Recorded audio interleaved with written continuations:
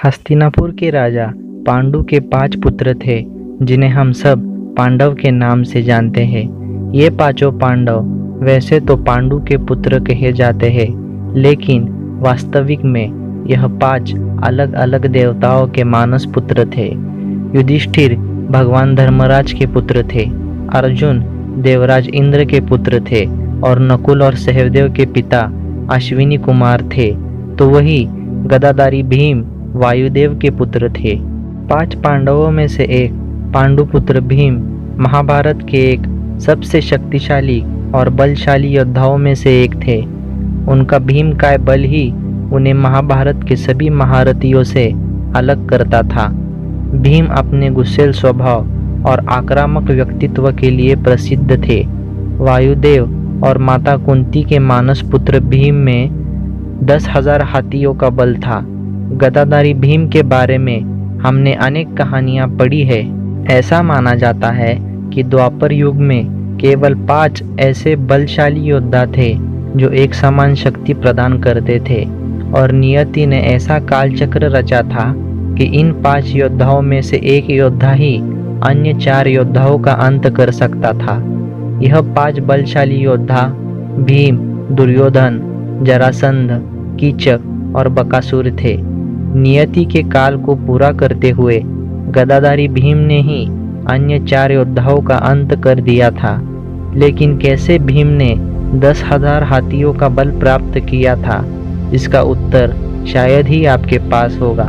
जब गदाधारी भीम का जन्म हुआ था तो उन्होंने अन्य बालकों की तरह रोने के बजाय शेर के दहाड़ समान गर्जना दी थी। यह देखकर माता कुंती और पांडु को ज्ञात हुआ था कि भीम कोई साधारण बालक नहीं था और वो दिव्य शक्तिशाली बालक था। इसका प्रमाण उन्हें तब मिला था जब माता कुंती भीम को एक बार टहलने के लिए अपनी गोद में बिठाकर ले जा रही थी और अचानक भीम उनके हाथों से छूट गया था और पहाड़ से नीचे एक चट्टान पे गिरा था। जब माता कुंती ने देखा तो उन्हें आश्चर्य हुआ था कि चट्टान टूट गई थी और भीम को एक खरोंच तक नहीं आई थी। बचपन में हस्तिनापुर राज्य में सभी कौरव और पांडव एक साथ बड़े हुए। वे बचपन में एक साथ खेला करते थे। भीम और दुर्योधन दोनों लगभग एक समान बलवान होने के बावजूद उनके विचार भिन्न थे। दुर्योधन को बचपन से ही पांडवों से चिढ़ थी और वे उनसे ईर्ष्या करते थे।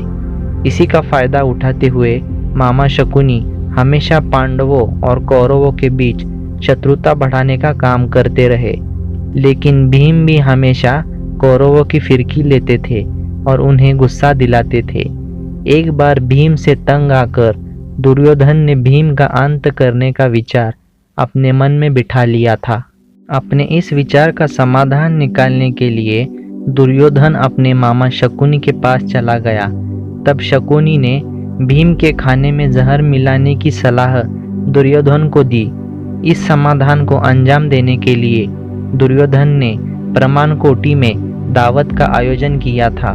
दुर्योधन ने अपने भाइयों को अन्य 4 पांडवों के साथ व्यस्त रखा, क्योंकि भीम खाने के बेहद शौकीन थे और वे भोजन से लंबे समय के लिए दूर नहीं रह सकते थे। दुर्योधन और शकुनी ने भीम के खीर में जहर मिलाया। जैसे ही भीम ने खीर का सेवन किया वो बेहोश हो गया और इसी के साथ दुर्योधन और शकुनी ने भीम के हाथ बांधकर उसे गंगा नदी में फेंक दिया। बेहोश अवस्था में भीम गंगा नदी की गहराई में पहुंच गया और बहते बहते वे नागलोक पहुंच गए। वहां पे सर्पों ने उन्हें काटना शुरू कर दिया। पहले सर्पों ने भीम की रस्सी को काटा और फिर उसे काटने लगे। सर्पों का विष भीम को पिलाए गए विष को काटने का काम कर रहा था और धीरे धीरे भीम होश में आने लगा था। जैसे ही भीम को होश आया तो उसने अपने चारों तरफ सर्पों को देखा और वे उन्हें पकड़कर फेंकने लगा। उसे ज्ञात भी नहीं था कि वे सर्प उसे काटकर उसकी जान बचा रहे थे। अन्य एक सर्प ने भीम के आगमन की खबर वासुकी तक पहुंचाई, जो कि सभी नागों के राजा थे। वासुकी को ज्ञात था कि भीम पांडु का पुत्र था और वे एक दिव्य बालक था। जब भीम वासुकी के समक्ष प्रस्तुत हुआ तो उसे भी ज्ञात हो गया कि सभी सर्प उसकी जान बचाने के लिए उसे काट रहे थे। वासुकी की प्रजा में आर्यक नाम के एक बुजुर्ग भी थे जो भीम के संबंधी थे। वे कुंती के पड़नाना लगते थे। उन्होंने भीम को तुरंत पहचान लिया और इसी के चलते वासुकी और आर्यक ने भीम को नागलोक का वो शक्तिशाली पानी पिलाया जिसे पीने से मनुष्य में सहस्त्र हाथियों का बल प्राप्त हो जाता था।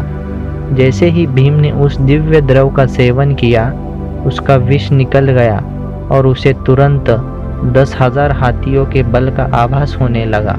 तो इस तरह दुर्योधन की भीम को मारने की कोशिश उसके लिए वरदान साबित हुई और भीम ने इस तरह 10,000 हाथियों का बल प्राप्त किया था।